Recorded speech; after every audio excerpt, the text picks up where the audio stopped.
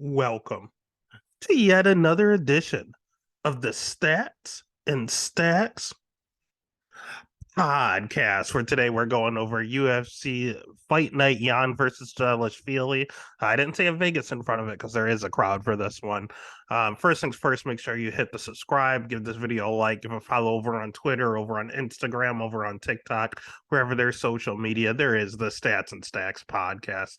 Locks hitting again last week. In a quick recap, dogs didn't do so hot just solely on the fact that there was only one dog that hit all night. We weren't on Grasso. I did place a live bet on Grasso after round one. Thank God I did. It was still like plus 400. So proud of that. But otherwise, impossible to hit dogs since there were none. The over-unders, it just didn't hit the way it was supposed to. But hey, it is what it is. As long as our locks hit, that's the ones that we focus on. That's the one where all of our money's going to be. And that's the one that's been making us money. Again, only had one miss all year thus far. Daun Jung, man. What a fucking shame.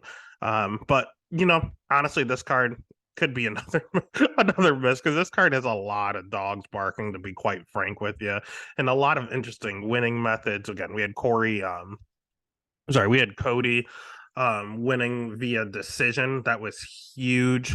So thank you, Cody Garbrandt. Then we're hoping to kind of pull the same trigger here. This is a great card, especially for a free one. They've been kind of giving the Apex is just ass. They're just the Apex is where they give everyone a fight that they owe a fight to right before they got them. That's all that is.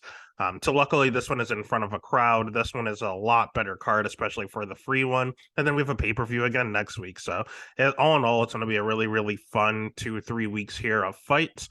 So yeah, let's not dip into anything, waste any more time. Let's jump right into the action here. And the first thing we're going to jump into is some controversy because the fight that I have did all the research for isn't happening anymore. Abubakar Nurmagomedov did have to pull out of the fight last minute. So we do have a replacement on a few days' notice being Jared Gooden. And he's done this before. So we have Carlson Harris versus Jared Gooden. The odds and the over-unders are not up yet. I would say Carlson Harris is probably going to be a considerable favorite. If he was a favorite over Abubakar Nurmagomedov, I'm pretty sure he's going to be a favorite over Jared Gooden. My guess, I don't know. People don't know enough about Carlson Harris yet, so maybe he's going to be like a minus 190, minus 200 favorite. Maybe come back on good and like plus 150, something weird like that. But we'll see. Over under will probably be set at 2.5, but those are my guesses as of right now. But we can at least jump into Carlson Harris. We did do fight tape on Carlson. As weird as it was, I mean, his striking's not very good. It's not bad. It's just very awkward. We talked about last week how Amanda Hebos had some herky jerky striking. This guy's striking is just very peculiar as well. You can't really get ready or prepare for it. You can't mimic it. He just throws hooks from weird angles. He's always flying around and rolling his shoulders. It's very awkward, man. But he seems to hit decently hard. A few knockouts on his record. I mean, his last win was a knockout over Impa Katsuganai, which isn't the worst win, honestly. He showed off his jiu-jitsu the fight before against Christian Aguilera. He's very well-rounded, man. His striking's weird, but it's not terrible. His wrestling's pretty good. It's very underrated, and his jiu-jitsu is also very underrated. He has a lot of submission wins, and he loves chokes. You see Dark's choke and the Condit choke. He loves to just wrap that neck up and take it home. At the end of the day, his cardio seems to check out. He reminds me a lot of a welterweight Corey Anderson, where he might be a little chinny. His striking's not good, but he hits hard. He has good wrestling and good cardio. He's basically welterweight Corey Anderson, just a little bit of a knockout version. On the flip side, and you can counter him a lot. That's the part that concerns me. With his weird striking, he does get punched quite a bit.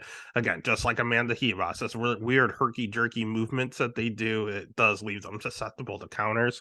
On the flip side, I did zero research on Jared Gooden. The good news is I've seen him fight, and I've done research on him before, because he was in the UFC not too long ago, like right when we started doing the pod 2 years ago. Was right around when he started fighting, to be quite frank with you. And the irony of this is that we saw him fight Alan Juban in his first fight. And then Abubakar Nurmagomedov, the guy he's replacing. we literally sat down and did fight tape on him.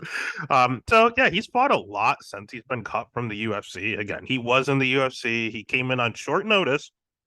He lost, then he fought Abubakar, lost, then he knocked out Nicholas Stolze because he hits again. Jared Gooden hits very hard. He's a good striker. His wrestling, he made comments when he fought Nurmagomedov. I remember him saying like wrestling was gay and all this weird stuff. Like he got into a little bit of trouble with some of the stuff he was saying, but Abubakar stood with him the whole time and won. He outvolumed him. He's very hittable on the feet, to be honest with you. He relies on his power a little bit too much. His takedown defense is fine. I mean, he's rocking like an 80% takedown defense, I want to say. Another major issue with Jared is his weight. He misses weight a lot, and that's in the UFC. He missed weight twice. In the regional scene, he's missed weight multiple times. He's fought at catch weights. He's fought at 205, 85. He's fought all over the place. It's a very, very tough cut for him to make 170. So it's a little concerning that he's taking this fight on short notice. Not the biggest fan of that. I mean, don't get me wrong. The guys he lost to in the UFC, Ellen Jaban is good. Abubakar, he's all right. Shouldn't get outstruck like that though. Randy Brown, good. Like these are good fighters. Even the aforementioned Impa, that Carlson knocked out. You would look at a common opponents in MMA math. Impa knocked out Jared Gooden, so that doesn't look good at all. But then he won 2 fights after that. So I don't know, man. Jared's not terrible. He's at the very bottom level of the UFC. He just had some kind of unfortunate bounces along the way. I feel like the odds, if it's too crazy, if Jared Gooden is anything over a plus 200 dog, I'm going to pull the trigger, especially because Carlson Harris, we haven't seen a little bit. He had the Shavkat treatment in his last fight. He did get knocked out, and he got knocked out cold. So is he chinny like Corey Davis? I don't know. We could find out. And Jared Gordon's definitely the one that could, especially with that counter. Again, he's very easy to counter, and Jared Gooden hits extremely hard and loves to counter. So he actually doesn't like to go forward. He only likes to counter. I can honestly see Jared Gooden win in this fight, but I do need to see what he looks like on the scale with a history of missing weight coming in on short notice. Not a fan there. He's 29, Carlson Harris 35. There's a lot of stuff in Jared Gooden's favor. So the pick is going to be Carlson Harris. The bet, I'm probably just going to end up value chasing. Gooden's very hard to submit. I don't think he's ever been submitted, to be quite frank with you. He's been knocked out a lot of decisions. Yeah, he's been knocked out a few times. He's never been submitted. So I'd probably take the over if it's, I don't know. It's hard to say when you don't see the lines. The pick is going to be Harris. The bet is going to be Gooden if the line is way off. All right, next fight of the night. We did do fight tape on both and do have lines for both. It's going to be Tyson Nam as a plus 165 dog going up against Bruno Silva at minus 195. Over under set at 1.5. Over 1.5 is minus 165. Under 1.5 at plus 135. Let's start with Tyson Nam. Tyson Nam's not that good. He's all right. He's fought some pretty decent people, but let's address the elephant in the room. He's 39 years old, coming off of ACL injuries. That's not exactly what you want from your fighter. Don't get me wrong, he has ungodly power. He hits extremely hard. Ask Ode Osborne. His striking's pretty decent. We saw him in a stand-up fight with Matt Schnell that was pretty tooth and nail. But all of his wins, he just fixates on that knockout power. That's his bread and butter. Again, he's fought some pretty decent people in Matt Schnell, Sergio Pettis, Kai Kara France, and he's durable as all hell. I don't think he's Zalga Zumagulov. Like all of these guys are top tier. I see that Marlon Moraes finished him once. Marlon obviously can finish any human on the planet. And so did some guy all the way back in 2006. So he's extremely durable. Even at an older age, his chin seems to be holding up. But he's predominantly just a striker. He's going to have a 2-inch reach advantage here, which is nice. And his cardio seems okay. The biggest thing with him is that he has 100% takedown defense. So you see a lot of his striking solely on the fact that he makes you strike with him. I mean, he literally has never been taken down in the UFC. But part of that might be, again, who he's fighting. Yes, he fought some decent guys, but Sergio Pettis doesn't wrestle, especially back then. Kai Kara France doesn't wrestle. Adeshev doesn't wrestle. Jerome Rivera, he'll try to wrestle, but he can't. Matt Schnell, his wrestling's okay. But Matt Schnell wanted to stand and bang, and he won that doing so. And Ode Osborne, he'll wrestle on occasion, but he got knocked out before he got a chance. So, yeah, it shows 100% takedown defense, but we haven't really seen much wrestling come his way that's even credible, if at all. On the flip side, don't get fooled by this 12-5 record. Bruno Silva is very, very good. There's some sketchiness on his record as well. I mean, Tagir, I actually thought he won that fight and got screwed. I had Tagir in multiple parlays. I was on Tagir heavy. And I thought Bruno won that fight, and they gave the decision to Tagir, so that was a little sketchy. David Dvorak, I'm pretty sure that was short notice. A lot of his losses were early on in his career. This is back in 2012, 2011. I mean, we're talking 11 years ago, 12 years ago. Like, this is a long time ago. So I'm not holding anything against him there. David Dvorak, I wish he could have that one back. I think Dvorak's overrated, but he's still a top 10 guy right now. So no bad losses recently. I mean, at this juncture, he's at Fight Ready, which I absolutely love. I don't like that he's been off for 2 years. I'll tell you that. I don't like that at all. His last win was a kind of a cupcake against Victor Rodriguez. It took him 1 minute, and then we didn't see him for 2 years. So he essentially hasn't fought, God, since before then, 3 months before then. So it's been quite some time. He's a little small for the weight class. He's someone that if they had a weight class under 125, he'd probably make it, and he'd probably be champ, to be quite frank with you. Kind of what I say about like he's kind of like a when I say they're too small but would win, like a Luma Lukbume. If there was an anim weight in the UFC, Luma Lukbume would be champ. Is she ever going to be? But her ceiling in the UFC, because of her size, is like top 10 in her weight class. I kind of feel the same for Bruno Silva. He's just simply not big enough. Don't get me wrong. He's over at Fight Ready. He's training hard. He has really good jiu-jitsu. We don't see much of it. His striking has improved a ton, and his power has improved a ton. Again, his last few wins by knockout, which looks super nice. He has really good cardio. And his wrestling is usually pretty decent. It's just, again, some of these guys are just too big for him to take down. Nam's going to be a pretty big guy. But in retrospect, we haven't really seen him tested in that method. I don't even know how Nam's ground game is, to be quite frank with you. So at this juncture, I think if it's a standing war, I think that Silva can out-volume him. They both are extremely durable, but they both hit pretty hard. I don't hate the over. That's probably what I like best here. But all in all, I know Silva's the better fighter, so that's the person I'm going to ultimately pick here. So the pick is going to be Bruno Silva. The bet is going to end up being Bruno Silva. Minus 195 is not terrible at all. All right. On the flip side is one that I've been kind of going back and forth with. I'm not really too sure what to do. We have Tony Gravely at plus 120 going up against Victor Henry at minus 140. Over 2.5 is minus 180. Under 2.5 at plus 145. Let's start with Tony because Tony's good. He's missing one major thing that you need to be a good fighter, and that's cardio. He seems to gas out a little bit in almost all of his fights. I mean, he's at a good camp at ATT. He's a D1 wrestler. He has really good wrestling. His jiu-jitsu, we don't see much of. He more just goes with ground and pound. His striking is vastly improved. It's just he slows down in fights, man. He's fought decent guys. He's fought people like Adrian Yanez. He's fought Javid Bashrat, Johnny Munoz. He's fought Brett Johns. Like, these are some good guys. He even fought Chris Montino on the regional scene, Draco Rodriguez, even the guys on the regional scene that he's fighting, Patchy Mix. All of these guys are in the UFC, and Patchy is an absolute animal over in Bellator. Manny Bernunez, Marab, like, he's fought the who's who. Man, that is a tough regional scene. And he's good, man. He came out on top on a lot of those. He has a great record. He's basically in his prime at 31. Good striking, great wrestling. His cardio looks improved. Like, there's a lot to like with Tony Gravely. The only thing is he will, instead of gassing out, his cardio has gotten better, but he still slows down quite a bit. Rounds 2 and 3. Like he'll come out, he'll look like a world beater round 1, and then he'll kind of slow down a little.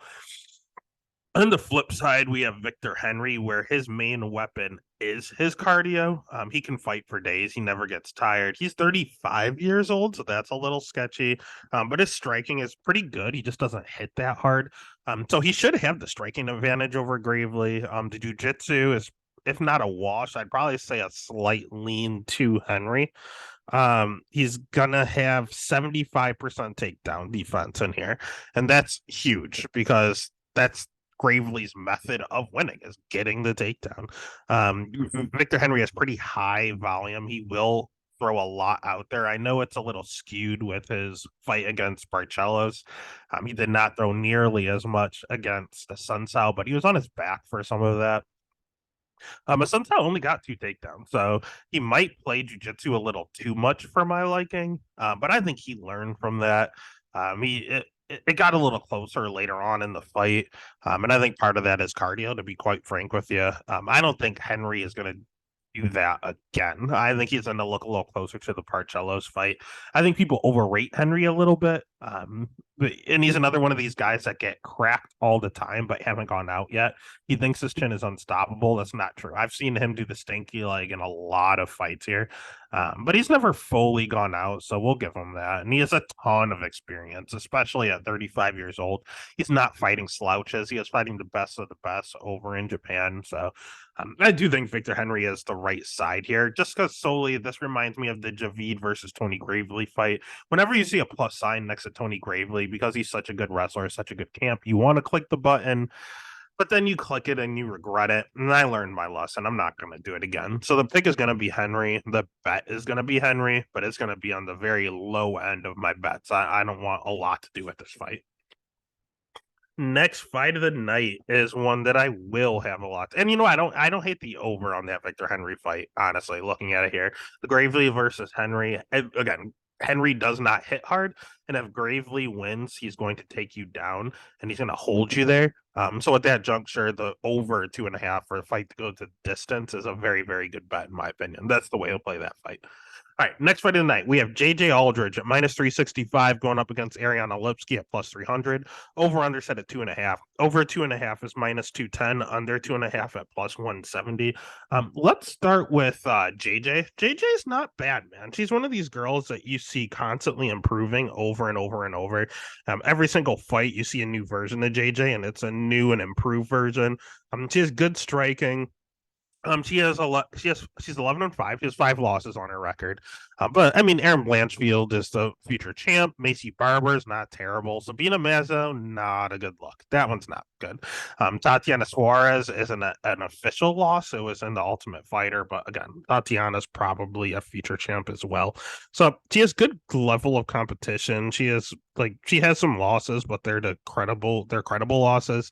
And her takedown defense is the thing. She has 75% takedown defense on record, but it looked really good against Erin Blanchfield. It looked really good against Jillian Robertson.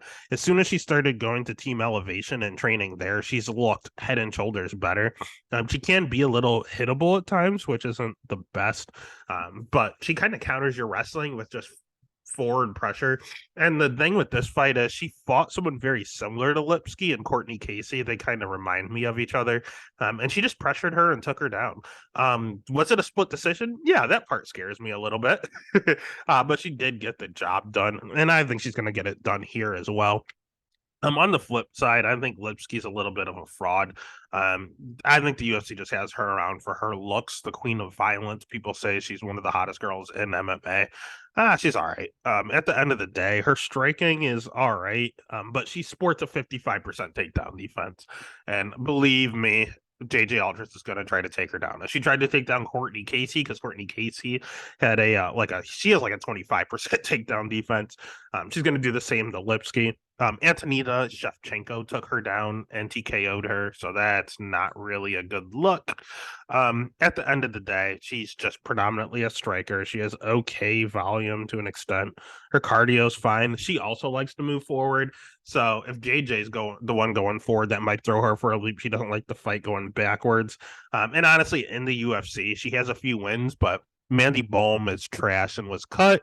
Luana Corolina is not that good. And she actually knocked her down and she just caught her with a knee bar. So that was kind of fluky. What's her other win? Isabella DePaula cut. That's it. So she has only one win over someone that's currently in the UFC, and it was super, super sketchy and super, super fluky. So her herself in general is just fluky. I'm not a Lipsky fan. I don't care what your looks are. I need you to be a good fighter to win me money in an MMA fight.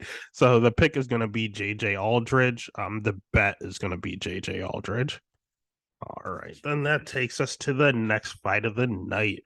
We have Mario Batista.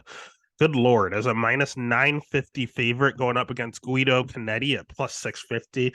Over under set at 1.5. Over 1.5 plus 125. Under 1.5 at minus 155. Let's just go ahead and start with Guido. I mean, Guido sucks. Guido hits decently hard. He's an okay striker. I think he has a pretty well credentialed jiu-jitsu game, but nothing too crazy. He's been in the game for a while. He's someone that continually got in trouble for PEDs. And off the juice Guido just isn't that good. He's just kill or be killed, run out there and swarm you and swing as hard as he can. His wins super sketchy. I mean, Chris Montino sucks and has been cut. Randy Costa, I love the guy, but he sucks and has been cut. Diego Rivas sucks and got cut. And Hugo Viana sucks and got cut. And that's way back in 2015. He's always brought in, and all four of his wins, he was an underdog. He has been catching left and right as an underdog, but the fact that you're an underdog to these guys sounds a little sketchy. Like Chris Montino should not be favored over you. So yeah, he's 43 years old. That's the biggest elephant in the room. Not only is he off the juice, he's 43 years old. 70% takedown defense. That's nice, but not nice enough going against someone like Mario who's been using his takedowns as of late. Guido definitely slows down in his 43-year-old self. And he's just chinny as hell. I mean, all of his losses. Let's look at it. Mana split. That was weird. Dana knocked him out. Marlon Vera tapped him out. Hung Ho King tapped him out. Henry tapped him out. Oh, God. His jiu-jitsu's god-awful. In actual fights. Oh, man. Yeah, that's not a good look, especially against Batista, who has recently, he's predominantly a striker. He's really good striking, actually. It's just that he got clipped by Trevin Jones. He got knocked out. I don't know if he's questioning his chin or if he just wants to show off that he's a complete fighter, but he wrestled Brian Kelleher. He wrestled Benito Lopez. He wrestled Jay Perrin. And you know what? He got wins in all of those. And honestly, he got finishes in the last two. So, and they're by submission, which is how apparently Guido likes to lose. So, I don't know. Batista's the better striker. He's a better grappler. He's the better wrestler. He has higher volume. Yeah, there's no way. All Guido can do is go out there and clip him in round one. That's all he can do. And I think Mario's going to know that. He's at MMA Lab, which is a good camp. And apparently they only breed 135 pounders. Kyler Phillips, Sean O'Malley, Mario Batista, all these guys just train together and iron sharpens iron. So he's going to be ready and he's probably going to take him down and submit him, to be honest with you. So the pick is going to be Mario. Can't bet him at minus 150. If he wants to take him down, I'm flirting with the over. I see a lot of these submissions, man, and it's starting to scare me. I was gonna hit the over. I just don't think I physically can right now. So the pick is gonna be Mario. The bet is probably just gonna be the under 1.5. Then I don't have the guts to pull the over. I'll take the under 1.5. Next fight of the night is one of the ones I've been looking forward to talking about the most. We have Josh Fremd at plus 150 going up against I can never say his name. Cedrigas Dumas at minus 175. over 1.5 and the under 1.5 both at a street pick 'em. Let's start with the asshole. Let's start with Dumas. This guy is an ass. I don't like this guy at all. I don't know why he's in the UFC. He has an extensive criminal record. And that's all you're going to hear anyone talk about over and over and over again. How bad he has a ton of, he's been arrested a ton of times. He's been accused a lot of times.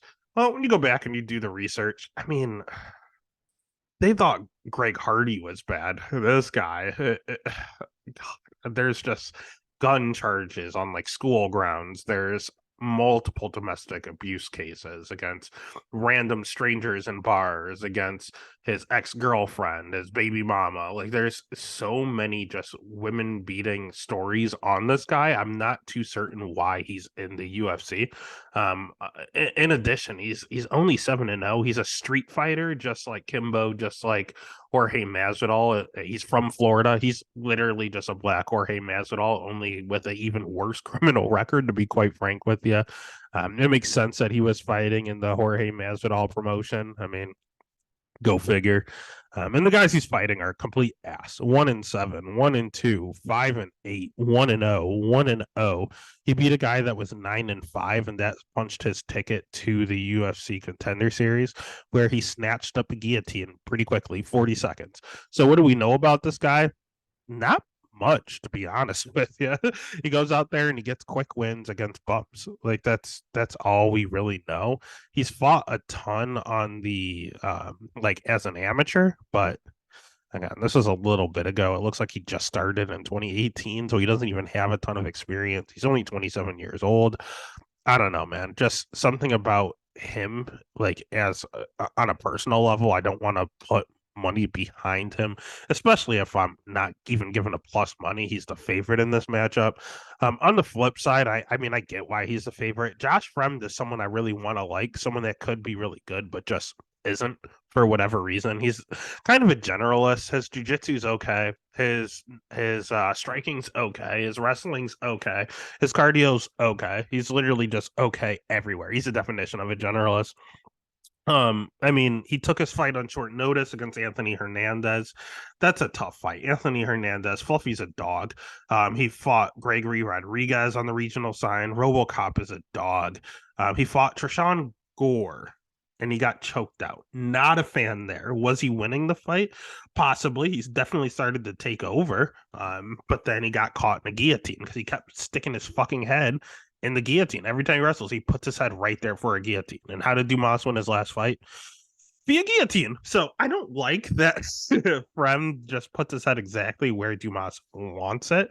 But we've also never seen Dumas pushed. I don't really know how his cardio is. Frem can push a pace if he wants to. He's just, I don't know, man. He's kind of low volume. He's just in your face and he's there. I don't know. I don't know. He also seemed to back up a ton. If someone came in and blitz kind of like Duplessis style, I have seen him back up.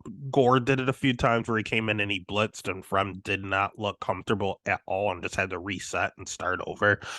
That's kind of the way Dumas fights. He just wants to overwhelm you and go home early. So that everything Fremd is bad at is everything that Dumas is good at. We just don't know how Dumas's cardio is, and we know Fremd is the better overall fighter, like all around fighter. And there's plus money on there, and I can't root for Dumas. So the pick is gonna be Dumas, to be honest with you, inside the distance. But the bet would end up being Fremd, just because of the value. And here's a crazy glory play stab for you. I don't hate Fremd by submission. When you look at Fremd's record, rear naked choke, punches, knees punches, rear naked choke, rear naked choke. He has 9 wins, and 1/3 of them are by submission. And how do you tap people out? When they get real tired, it gets a lot easier. And Dumas, we have no idea about his cardio, so I don't hate Frem by submission at plus 1,200 if you're trying to get real crazy. All right, next fight of the night. Speaking of crazy submissions, Rafael Assunção plus 120 going up against Davy Grant at minus 140. Over under set at 2.5. Over 2.5 is minus 180. Under 2.5 at plus 145. Let's start with Davy Grant. You know what? Let's start with Rafael Sanzao. Again, let's just start it off with he's 40. He's very, very, very old. Jiu-jitsu, good. Striking, okay, but very low volume. Wrestling, okay. It's not good. It's not bad. It's there. Um, Pretty good top game though. Once he does get you down, people do struggle to get back up. Has he fought a lot of good guys? Absolutely. Corey Sandhagen. He fought Victor Henry, as mentioned. Cody Garbrandt, Marlon Moraes, Rob Font. He's fought the Aljo, TJ Dillashaw. He's literally fought the who's who. He has wins over TJ Dillashaw, so Pedro Munoz, man. I could just read off his record over and over and over. And the guy's an absolute stud. He's fought some of the best that the division has ever seen, to be quite frank with you. And he's still ticking, man. 40 years old. He looked fine in his last performance. I don't really trust his chin. He's a little chinny now at age 40. He's definitely a lot slower and definitely a lot low volume. That's his issues right now. So if he could just turn this into a grappling match, take you down and stay on top, perfect. If he's forced to strike, things can get a little hairy. On the flip side, that's all Davy Grant wants to do. Davy Grant is by far the better striker here. He's by far hits a lot harder here. Davy Grant's a good striker. I mean, he stood toe-to-toe with Adrian Yanez. He stood toe-to-toe with Marlon Vera. He stood toe-to-toe with Luis Smolka, with Jonathan Martinez. Like, these are good strikers. And he went out there and just battled and banged. Like, he's looked good in his later years. And the reason I say later years is because he's no spring chicken himself. He's 37 years old. Here's my thing with him. And he'll have a 3-inch reach advantage here, and he's good volume. Like, everything screams he's going to knock out Rafael Assunção on the feet. That's why he's the favorite. Here's the issue I have with Davy Grant. Davy Grant is sporting a 65% takedown defense. That's not the worst I've ever seen, but it's not good. And he's not really fighting a lot of wrestlers. I mean, Luis Smolka can't wrestle. Adrian Yanez has never shot a takedown. Marlon Vera never shot a takedown. Jonathan Martinez never shot a takedown. Martin Day doesn't shoot takedowns. Like, he's not fighting wrestlers. So why does he have a 65% takedown defense? That's a little frightening. And here's the deal. Manny Bermudez will wrestle, and look at this. Triangle choke. That's not good. He got tapped out. Oh, what about Damian Stasiak? Who's that? I mean, I know him, but like the normal fan does not. And you know what he did? He armbarred him. He tapped him out. Oh, he fought Chris Holdworth. What did Chris Holdworth do? He tapped him out. I mean, Davy Grant's never been knocked out, but in the UFC, he has 5 losses and 3 of them are by submission. 65% takedown defense. If you get this guy down, you can put him away down there.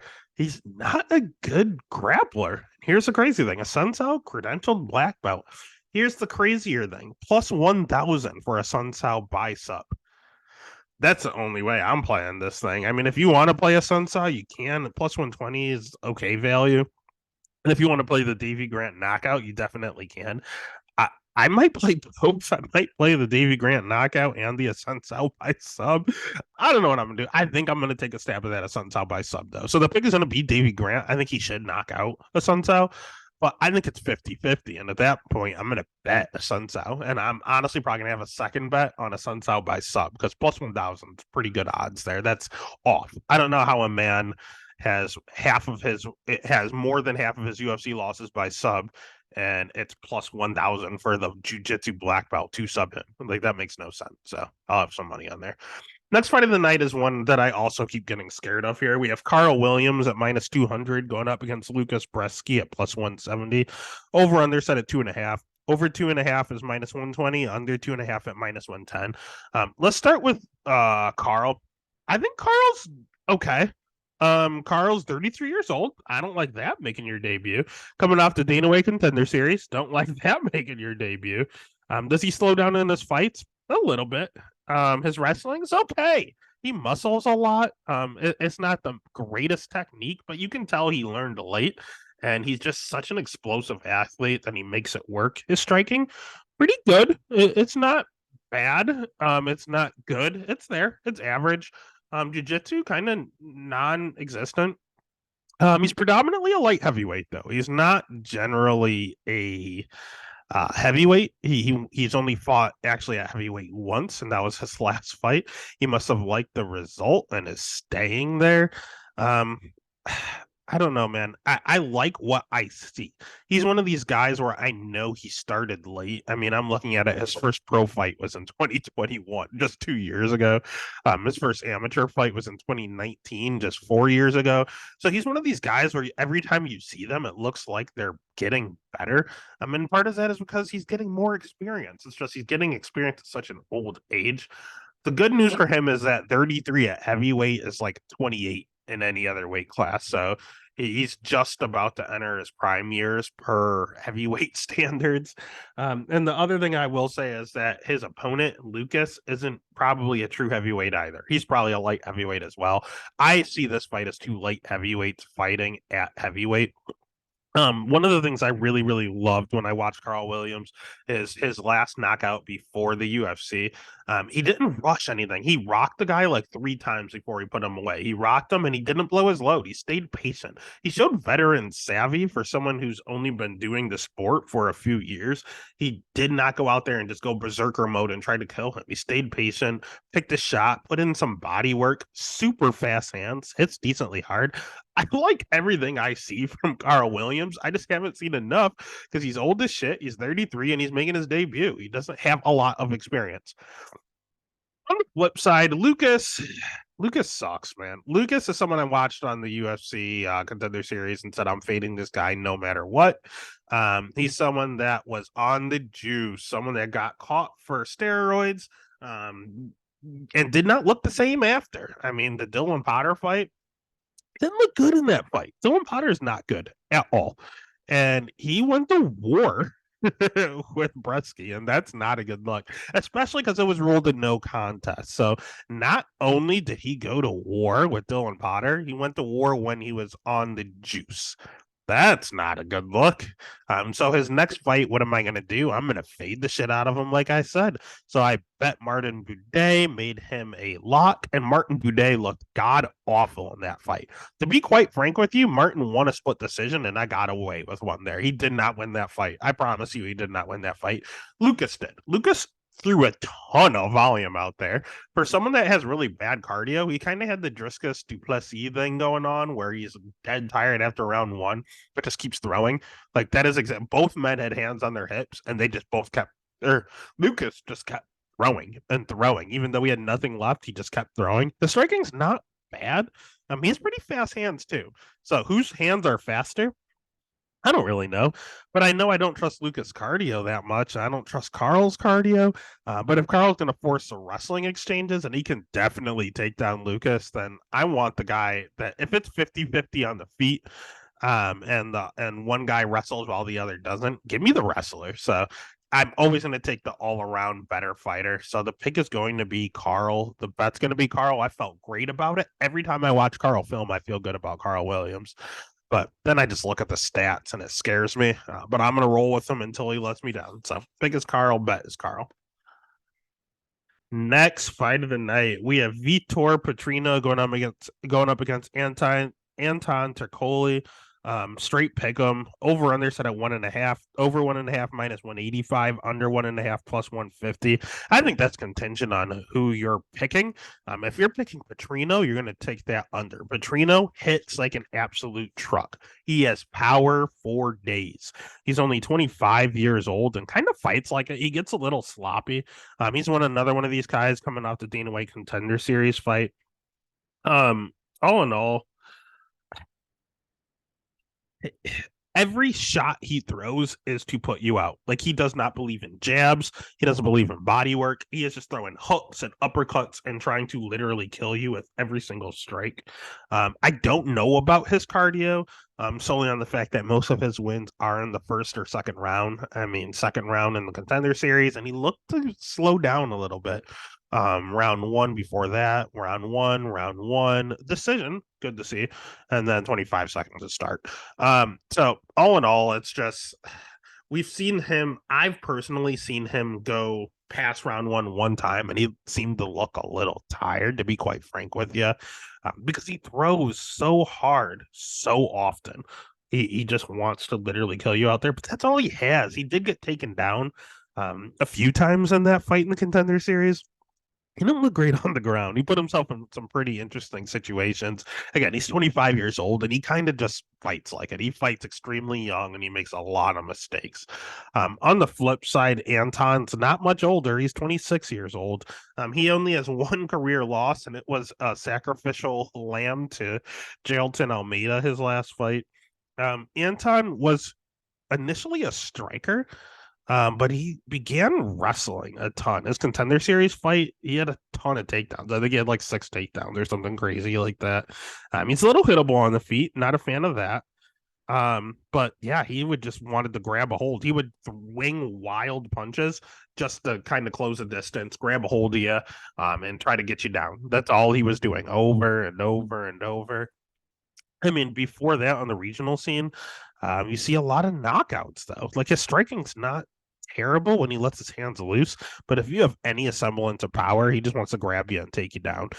That's all Petrino has.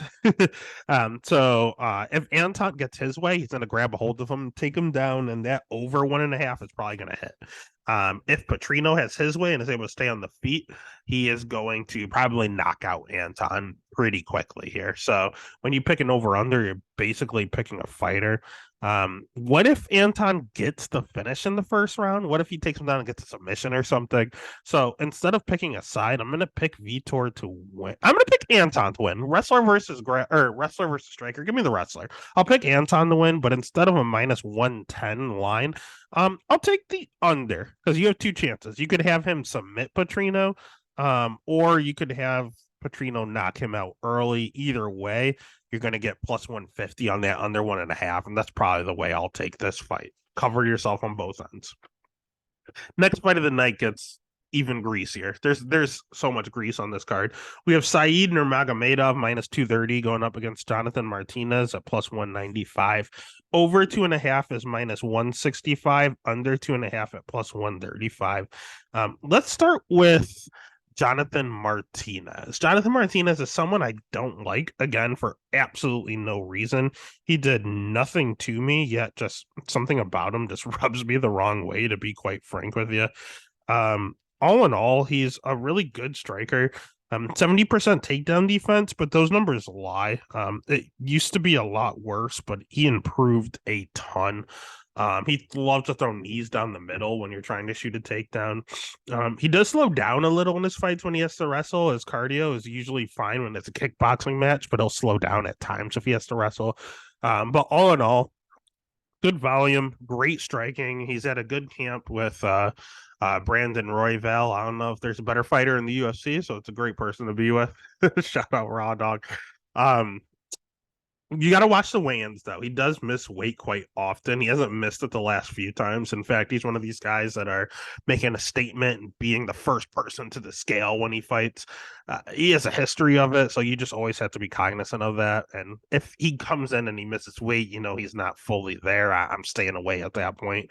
But he's a very, very good striker. Very, very hard head kicks, very, very hard leg kicks. He chops the leg, and they're not like slaps. Those are thuds, like leg breaking.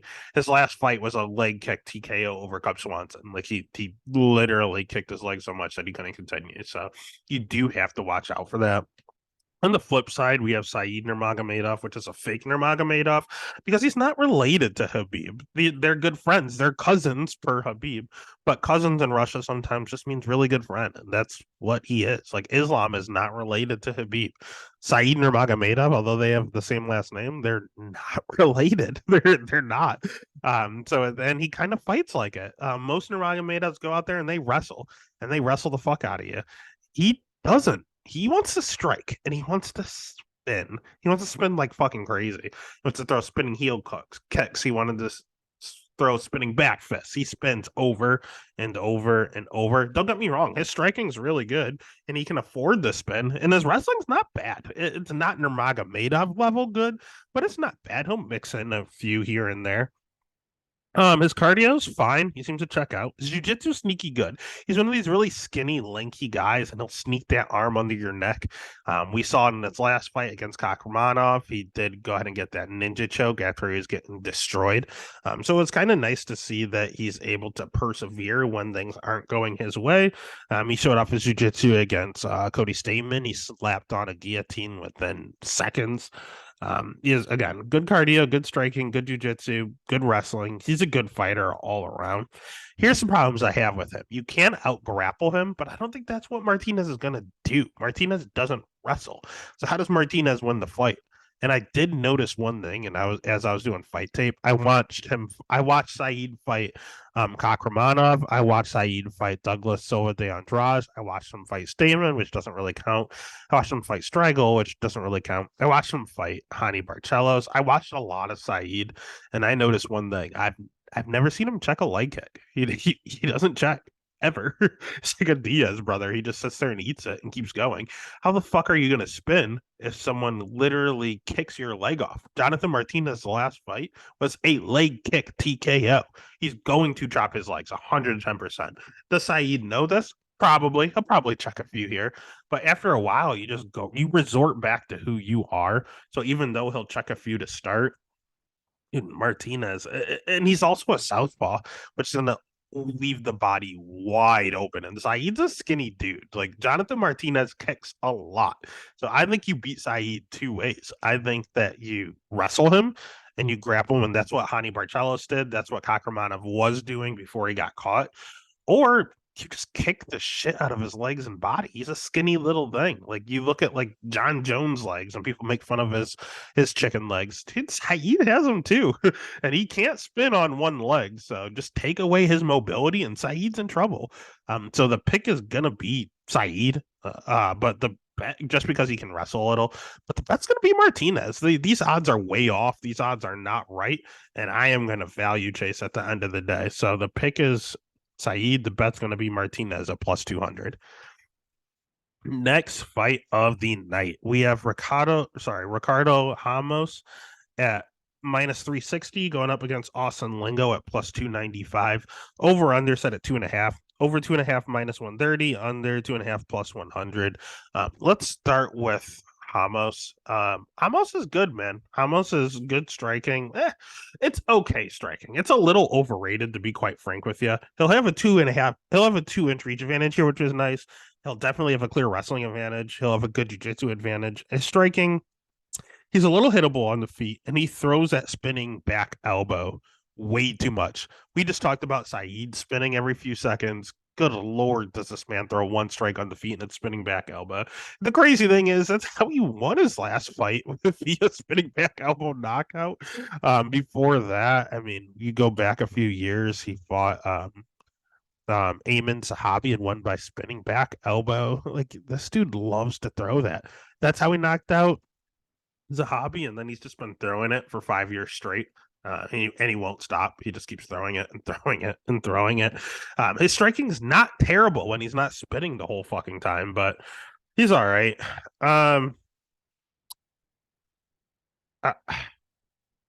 don't know, man. My concern is this. His cardio's okay. He's just someone that I know Dogger Pass calls him an apple pie shitter. He's someone that always goes in there with fights where he should win, and he just doesn't sometimes. He'll just lay an egg and not be himself, or he'll win one that's going to be a lot closer than it should be. He's like one of those guys where you could see him potentially being top 5, and other fights you can see him getting cut. Like you have no idea what version you're going to get. But my thing with him is last time he fought, I compared him to Charles Oliveira. And the reason is because he has very good jiu-jitsu. He has okay wrestling. He has okay striking. He had a rough start to the UFC, and he came in super young, and you're watching him develop and grow in front of your eyes. And honestly, he's 27 years old. He started in the UFC in 2017, so that was 6 years ago. So he was 21 when he came. Charles Oliveira was 20 when he came. Charles Oliveira went through a rough patch early on against some decent guys, and then just you saw like a switch flip in him. And I feel like I saw that in Renato Moicano, and I saw that in Ricardo Ramos. I think Ricardo Ramos is the new Charles Oliveira. Will he ever be champ like Charles?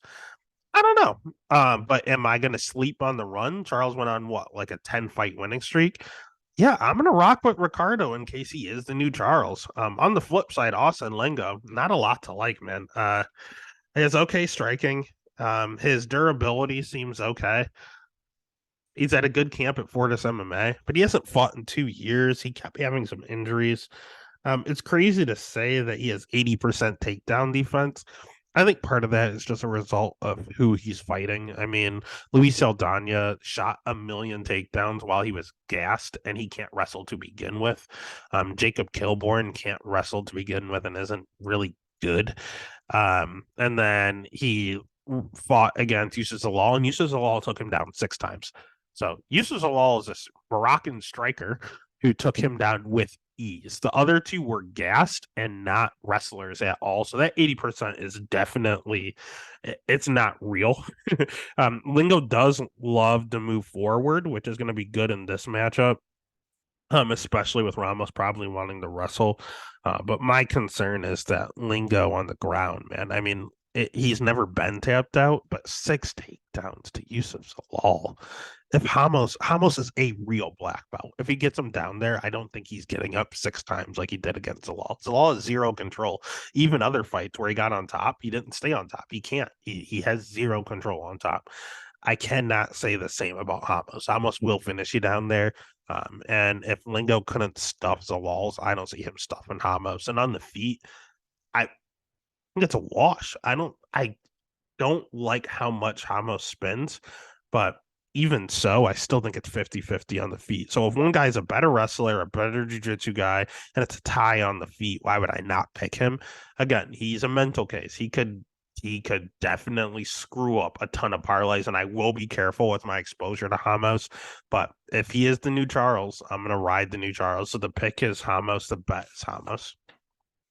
Next fight of the night is an interesting one because it just totally flipped from 2 weeks ago. We have the Nikita Krylov versus Ryan Spann redo. I'm not going to go too in depth on this fight considering we just broke this down 2 weeks ago. What I will tell you is that I might have changed my tune, and here's the main reason.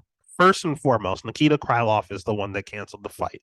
They were a main event of a fight card 2 weeks ago. Krylov was deemed unable to continue and did not fight that night. What did he have? I have no idea. I didn't hear fighter interviews yet. I'm sure they brought it up. I have no idea what his situation was. If it was weight cutting related, I don't like him going back into it 2 weeks later. Here's the other thing. This fight's not at 205. This fight is at a catch weight of 215. That helps Ryan Spann tremendously because Ryan Spann is a big boy. It's very tough for him to make 205. In fact, he misses 205 all the fucking time or uses the box every single time. Like he has a hard time with this weight cut. So giving him another 10 pounds is just going to help him. Ryan Spann's durability is sometimes an issue. I think the extra 10 pounds could help him. And here's the biggest thing. Ryan Spann's biggest detriment besides his chin is his cardio. He has zero cardio whatsoever. This fight just went from 5 rounds to 3 rounds. It's huge. That's 10 minutes less cardio Ryan Spann has to worry about. I don't think Ryan Spann could physically fight for 25 minutes. Not go out there and win and look good. Like physically fight, I think he would keel over and just fall over from exhaustion. I don't think he can go 25.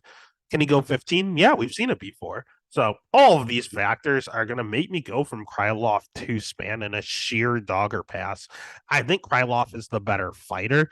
I just can't trust him as a favorite when he's the one that had to pull out and that there's a new weight class and there's less rounds to work with. That's too much of a change. This is a completely different fight. So the pick is going to be Krylov. Again, he's the better fighter, but the bet would be Spann at plus 150. It's dog or pass. Next fight of the night is one I don't know what to fucking do with. It's the co-main event. We have Alexander Volkov at plus 140 going up against Alexander Romanov at minus 165. Over under set at 1.5. Over 1.5 is minus 155. Under 1.5 is plus 125. This kind of picking a side like before earlier. And let's start with Romanov, because Romanov is someone that I deemed as my favorite heavyweight in the UFC and someone that I could see being champ, man. Honestly, this guy is good. He's very, very good. He has great wrestling. He might have the best wrestling in the weight class in the UFC, to be quite frank with you. His striking, not the greatest. It's improving, but it's not the greatest. His jiu-jitsu, it's all right.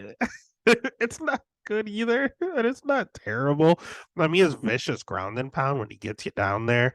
I know he finished Rocky Martinez with a arm triangle. Like he knows what he's doing down there. He has a few chokes on his record. My issue with him is his cardio. He has no cardio whatsoever. And there's some asterisks next to it. The Juan Espino fight is the first time we really saw him gas out. People talked before he was in the UFC, people talked about this guy and they talked about how he can go for days. And honestly, looking at it, I mean, I watched one fight where it went 15 minutes and his cardio checked out. He was fine. It was this one against Sultan Marlovitz, whoever this is. He went into the third round and his cardio didn't look that bad, to be quite frank with you. It looked fine. And then he got the finish in the third round by knockout. Like it was good. It's what you wanted to see. Hey, he can go a whole 15. But then, man, when he fought another wrestler, he really ran into some issues with Juan Espino. He won a technical split decision. It was very sketchy. I don't think he won that fight. He got low blowed and couldn't continue, and they gave it to him. I was gifted that one, to be quite frank with you. He didn't win that fight. I mean, it's because he gassed out. So everyone thought, oh no, he's a gasser. We can't handle him. What do we do? Well, we didn't see him for months, about 6 months actually. Then he came back like 30 pounds lighter in that 6 month period and shredded. He literally left, cut his hair, came back with a six pack. And we're like, what the fuck happened these last 6 months? And they gave him Jared Vandera. What does he do to Jared Vandera? Smashes him. Smash. Jared Vandera is not good. And you know what? He did it in the second round. But did he look terrible in that fight? No, he looked fine. But he did slow down. He didn't gas, but he did slow down at the end of the second. And then he fought Chase Sherman. He went out there and smashed early. And then we had the Marcin Tybura fight. Oh, God. He went out there and 10-8'd him in the first round. And then the second round, he was gassed. And then the third round, he had nothing left. And he tried his hardest, but he had nothing left and was gassed and ended up losing a majority decision. One person did give him a 10-8, which I think the first round should have been a 10-8. Tabora got 0 punches in. Like, I don't know how it wasn't a 10-8. I think that fight should have been a draw, but I'm also biased and I understand that Tybura dominated rounds 2 and 3. So if someone gave him just a 10-9 and then gave him the last 2 rounds, I gave Tybura the last 2 rounds. I totally get it. I have no complaints there. That makes up for the Juan Espino fight, to be quite frank with you. But he looked tired. He was gassed, completely gassed. Now here's the catch. It was elevation. It was in Denver. Like it's known for not being everyone gasses. Think Cain Velasquez gassed in elevation. So I don't know. I don't know. Is his cardio better with the weight loss? Is it not? I've seen him look fine in 3-round fights before, but I've seen twice in the UFC where he hasn't. What is he going to look like? It literally comes down to his cardio. On the flip side, Alexander Volkov is my guy. He's someone that I always bet on as a dog and always get money. I can read Volkov like a book generally. Very good striking, very good cardio. Then have a 5-inch reach advantage here, which is huge. He has good volume. He's fought the who's who of the weight class. He's fought great guys. My thing is, he seems to be slowing a little, to be honest with you. He didn't look good in his Tybura fight. In his last win against Rosenstruck, it was stopped a little early, to be honest with you. I wouldn't have stopped that fight, but I had money on him, so I'm glad I was. Tom Aspinall ran through him. That wasn't a good look. Cyril Gahn, he was pretty competitive with. It's just Volkov was always known as being this little string bean guy. He didn't hit hard, but he had very good striking, very good cardio, very good durability, and he's there for days, and he'll break you down. Volkov decided, unlike Romanov, where he got real skinny and has abs now, Volkov did the opposite and wanted to bulk up. He has really bad takedown defense. It shows 70% on the UFC in total, but it's not good. It's worse than 70%. So he's like, well, you know what? My one weakness is my wrestling. I'm going to bulk up. I'm going to get stronger. And instead of hitting these guys a ton, I'm going to knock them out and I'm going to stuff their takedowns. Well, he looked we first saw new Volkov against Walt Harris, he looked good there. Alistair Overeem, he did manage to knock him out. That's fine. Cyril Gahn, he was okay, but his cardio did slow a little, and we've never seen that before. Marcin Tybura, he looked awful. He completely gassed. He ended up getting the W, but he did not look good. He slowed down a ton, and that was a very, very close fight. Tom Aspinall took him out, and he took him down twice. And eventually got a straight arm lock, and that's not a good look either. Like Volkov, his jujitsu is not terrible, but that's kind of a white belt move. So that was interesting to see him get tapped out with that.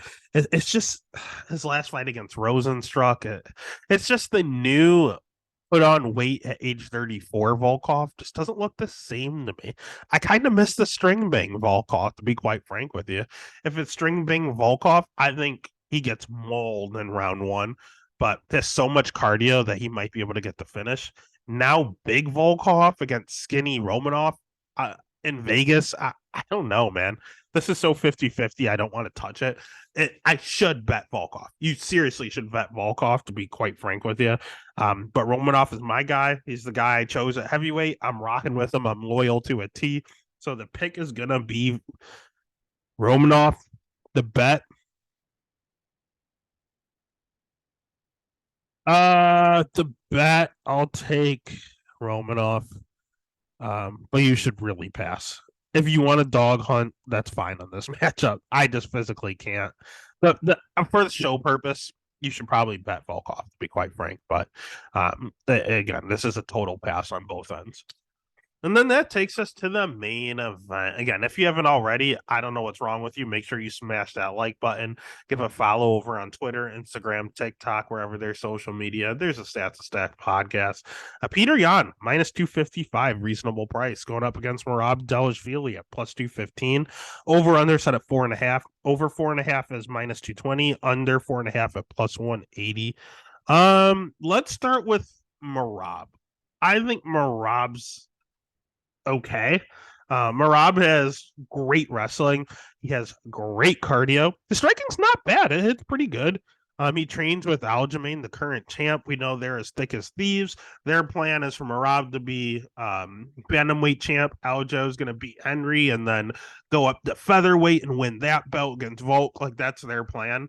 I don't think it's a very good plan. Especially for Aljo.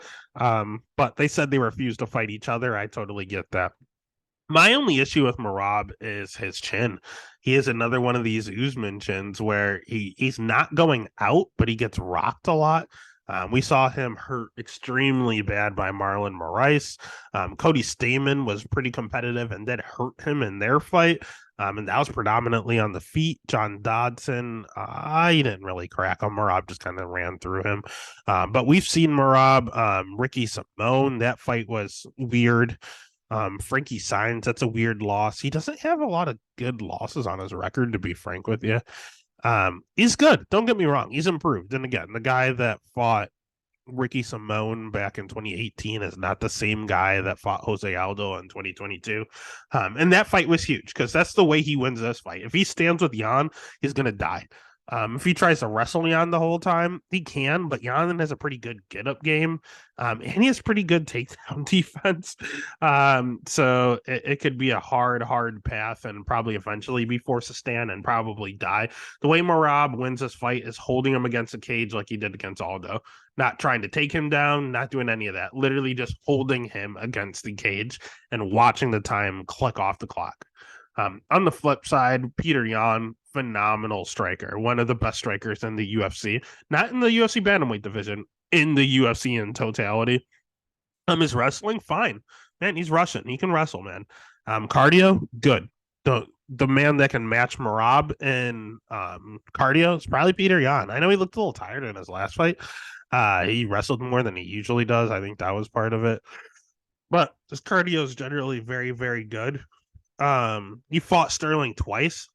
So he's very, although Merab is familiar with Yan, Yan's familiar with Merab. They're the same people, only Sterling has better control when he takes his back. So this is actually a better style for Yan, to be quite frank with you. And Yan's coming off back-to-back losses. To be honest, he's probably an undefeated fighter. His fight where his first career loss against Magomed Magomedov, I don't think he lost that split decision. I think he should have won. He fought again and dominated Magomed. So he should have won that fight. The Aljo first loss was an illegal knee where he was dominating. After round two, he was killing Aljo, and he would have, if not finished him, at least won a decision. So he got disqualified there. The Aljo split decision loss, I had money on Aljo. I thought Yan won, to be honest with you. I think he got, I wouldn't say screwed, but I thought he did more and enough to win that fight. I totally get the Aljo side. I'm 50-50 on it. I am not crying robbery like other people, but I do think he won that fight. I am going to cry robbery against the Sean O'Malley fight. I know he got outstruck, but he had 6 takedowns there, and I credit takedowns a lot more. They're very hard to get. Everyone admits wrestling is the hardest part of MMA. So if you get 6 of those things, like, credit my guy.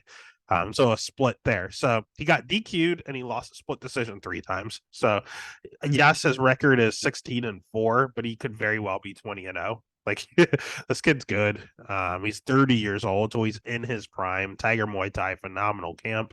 All in all, I think Jan is probably the best bantamweight in the division right now. He's a little weird. He's a little bit of an ass based on some of the stuff that's been coming out about him. But he's a damn good fighter. So the pick is going to be Jan. The bet is going to be Jan. But at plus 240, or what is he? Plus 215. Merab is the perfect hedge. Like, please hedge Merab. Like that. If you have a parlay and it's still surviving somehow through all the dogs we picked earlier, you better hedge with Merab, because Merab can't hold them against the fence and just sit there forever and get the win. And he can't finish them, so you might as well say Merab by decision and juice it a little more as much as you can. And that's UFC Fight Night Yan versus Dvalishvili. It's a great card, especially for a free card. There's a lot of dogs, so you got to mind your P's and Q's, but it should be an overall fun night. Let's have fun. Let's see some good fights. Let's get paid, baby.